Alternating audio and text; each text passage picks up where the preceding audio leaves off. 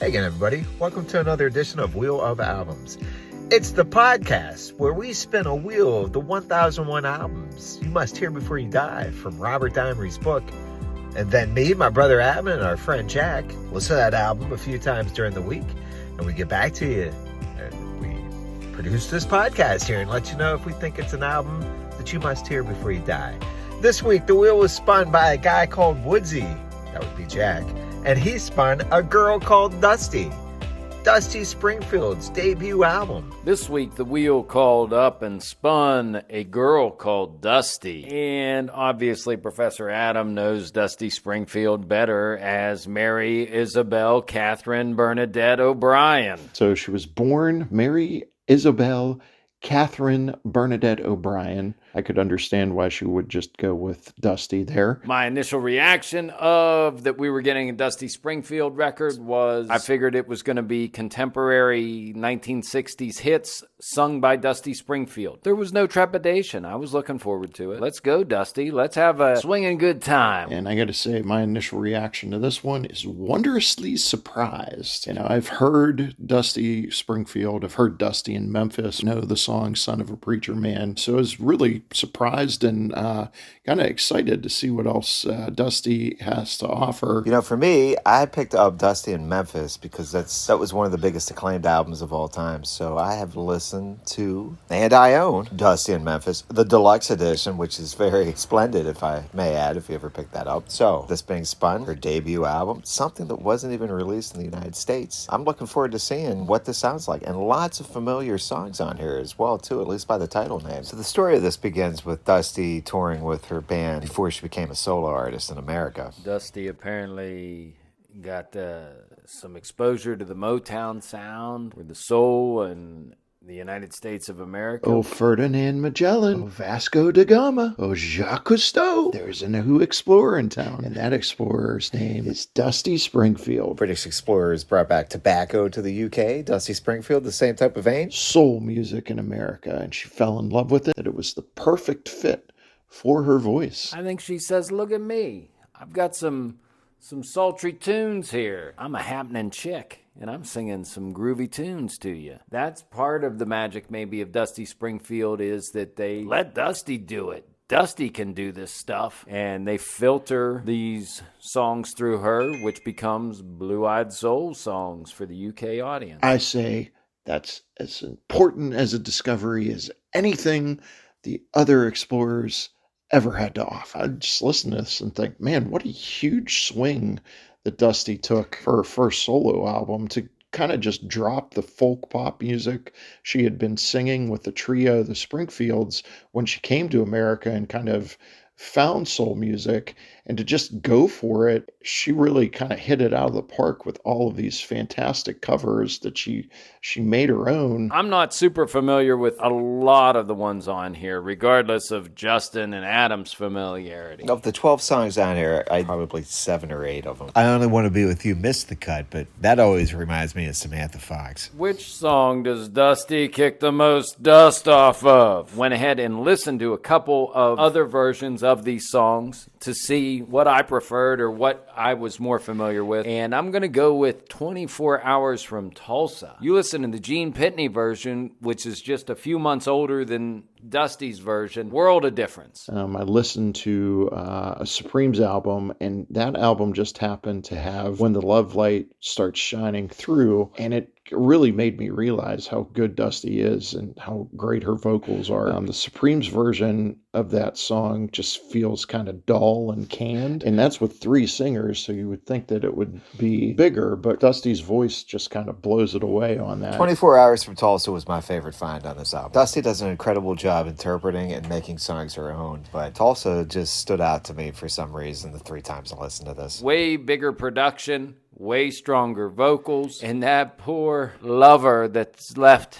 twisting in the wind in Tulsa while Dusty or Gene Pitney, maybe the song is Dusty has a boyfriend in Tulsa and Gene Pitney has a girlfriend in Tulsa. And while they're driving, they run into each other, for all I know. When the Love Light Starts Shining Through might be my favorite find of a song from all 3 seasons of Wheel of Albums. I'm going to also give a nod for great flair to You Don't Owe Me. Also, I think an underrated one here that might not get talked about enough is 24 Hours from Tulsa, which is a pretty cool tune as well. Now, something that cracked me up about this album was her version of Mockingbird.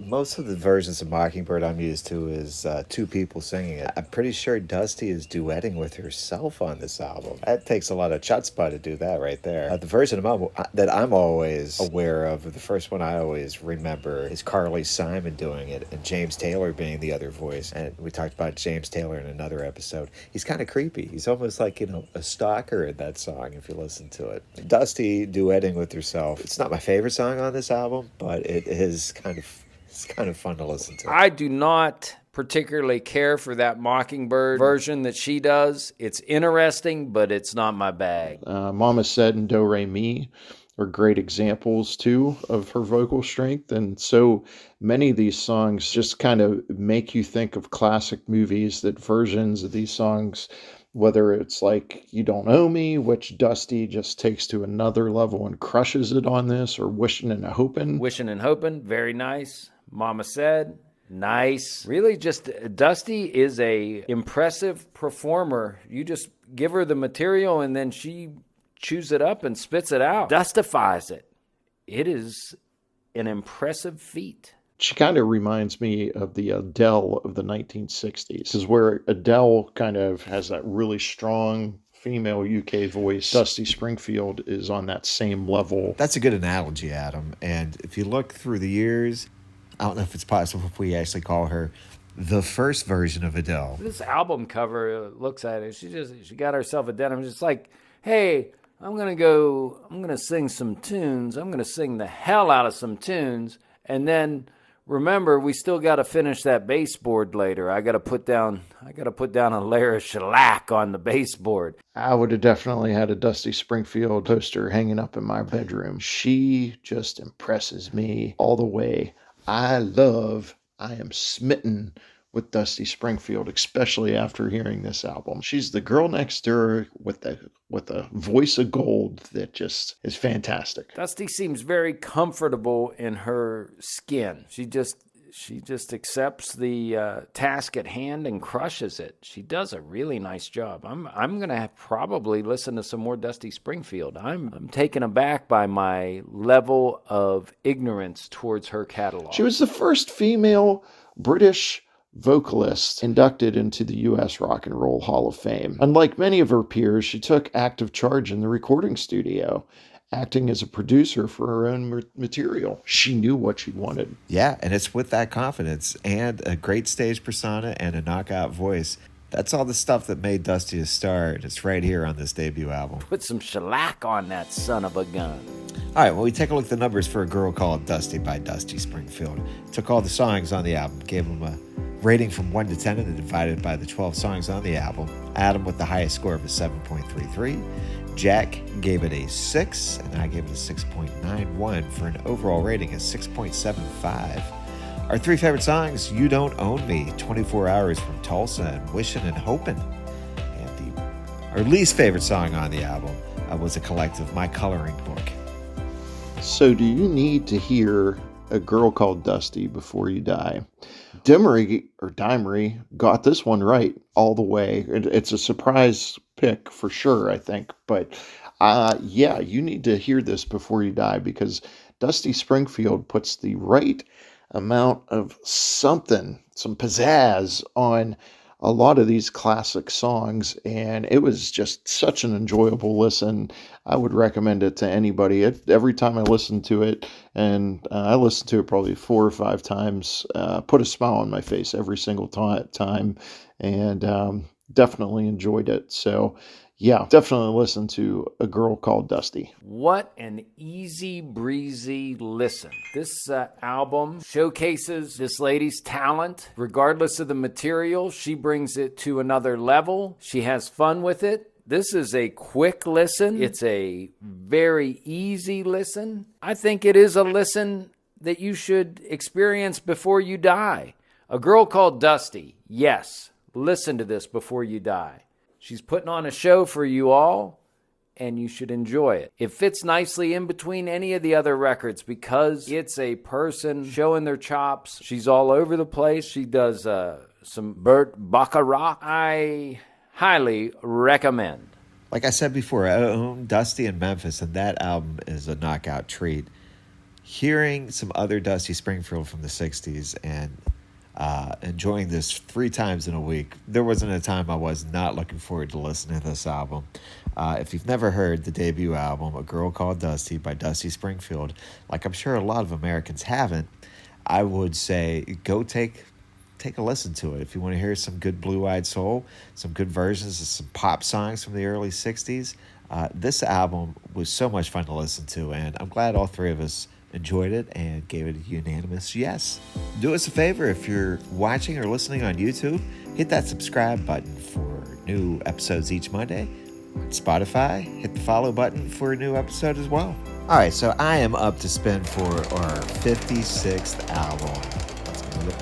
Here it goes. And what are we going to get this time on Wheel of Albums? Next week, it's going to be Dexy's Midnight Runners. Their sophomore effort, To Rye. I know Americans only know it for Come On Eileen, and I guess we're going to see what else is on this 1982 effort by Kevin Rowland and friends. What song was a hit in the United States from this album? You Don't Own Me was the top 10 hit. I'm going to double down on that. I'm probably wrong. I think her version of You Don't Own Me is the version I know, so I'm going to go with You Don't Own Me. Her version of Wishin' and Hopin', and just because I have a soft spot in my heart for it, let's do her version of 24 Hours from Tulsa. So those are my 3 picks. How did I do? Jack, one of your picks was right. It was Wishin' and Hopin', hit number 6 on the charts in 1964. I'll figure out a grab bag of goodies for next time there's a winner. Jack, Justin, would you be able to sport a beehive? And if you could, what style are you going with? Are you ironing your hair? What are you doing? I'm Dusty Springfield, GD it. I'm gonna put some shellac on that son of a gun. Let's forget about the dough and think about me.